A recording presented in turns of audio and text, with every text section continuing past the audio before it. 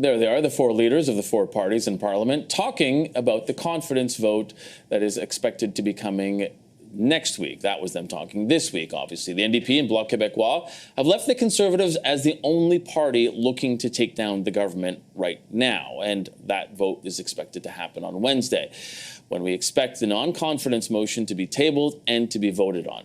But another plot twist. The Liberals have decided to give the Conservatives another opposition day next week, where Pierre Poilievre's party could try again to bring down the government. Now, it's worth noting that the Liberals are the ones who allocate these opposition days, and the Conservatives only get 5 of them from now to the end of the year. In total, though, opposition does get 7 of those days. So there will be a test in math later on, but we will be bringing back the front bench to talk about this right now. Michel Cudero, Mélanie Paradis, Gurritin Singh, and Joël Denis Bellavance. Michel, I'm not going to ask you to do the math live on TV because gosh knows I can't do it. So let's talk about this move by the Liberals.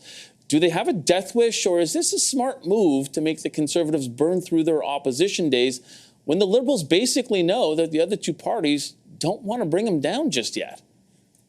Well, I think it's a smart move. I really do. Bringing forward 2 confidence days and burning those opposition days right up front makes total sense.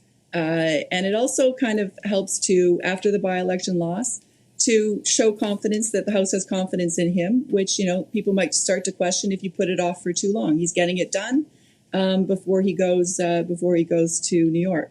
I got to say, I have like political PTSD with all these confidence motions. It brings me right back to 2005, 2006, where, you know, you held your breath just to make sure that all the whips did the right counts and that we knew what the pairings were. And it is the most stressful time I can remember in my life. And so I feel for what everybody's going through right now, because it is going to be that math that you were talking about. Those whips there's a lot of pressure on them right now to make sure that they don't inadvertently kind of wrongly count. Michel, just so that you know, this is a safe place. We're all here for you right now. We are all here for you. And just before any of the policy people start getting at me on X or any social media, yes, we do know that they're tabling that non-confidence motion on Tuesday. The vote is coming on Wednesday. Now that that's out of the way, no notifications on the phone. Perfect. Melanie, how should the Conservatives play this move now?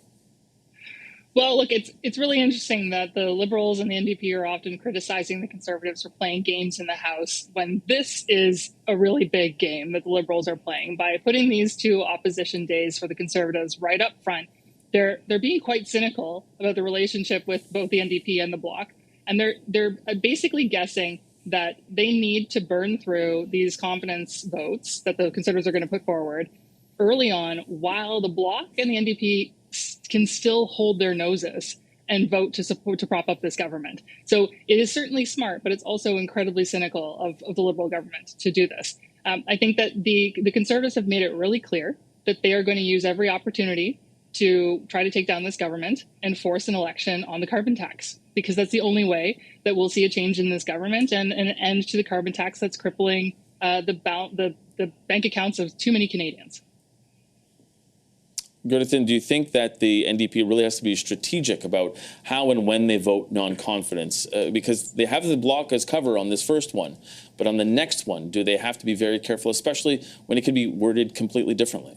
I think what we're seeing from the NDP is a clear indication that they're not going to take marching orders from the Conservatives. They want to make a clear message to say that they know the Conservative policy is going to be cutting pharmacare and other important investments that the NDP fought for. And they don't want to demonstrate that that is a priority, who they're listening to make this really important decision. Instead, they'll be making that decision when it's, in their position, most beneficial for their fight for Canadians.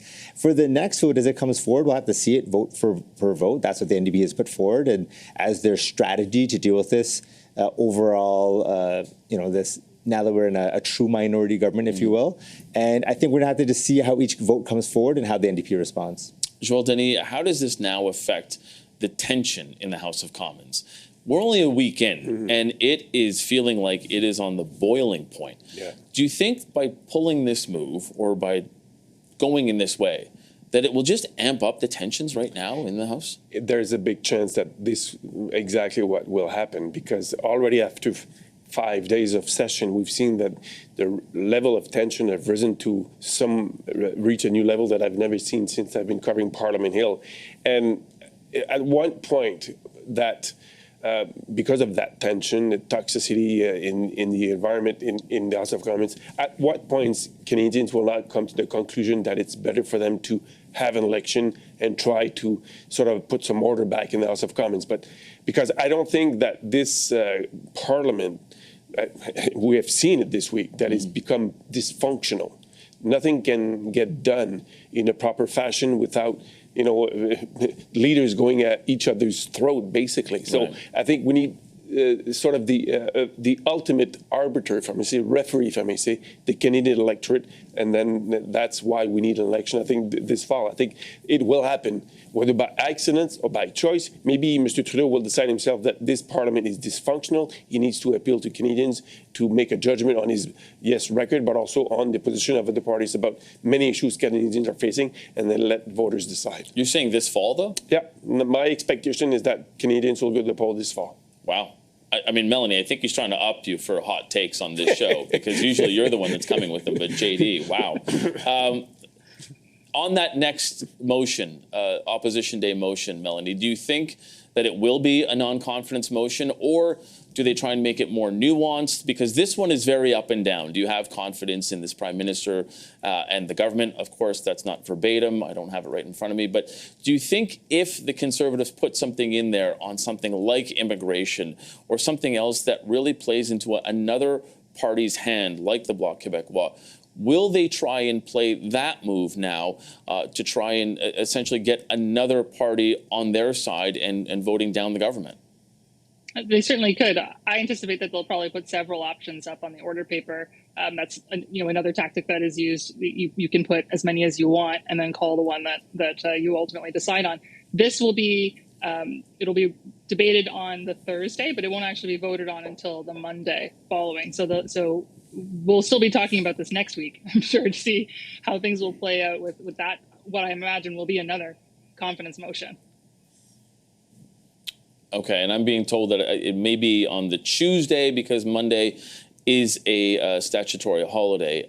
So, Michelle, when you consider what has to happen and what will happen here, and again, I'm sorry about the PTSD that we're going to possibly trigger again here for you, but putting it in that same time frame and basically stacking them up in a week seems like a pretty good option. But if this does now basically bring in another opposition party because of the wording of it, because either the NDP feels like they're compelled to vote with it because of what's in there, do you think that changes the calculation going forward?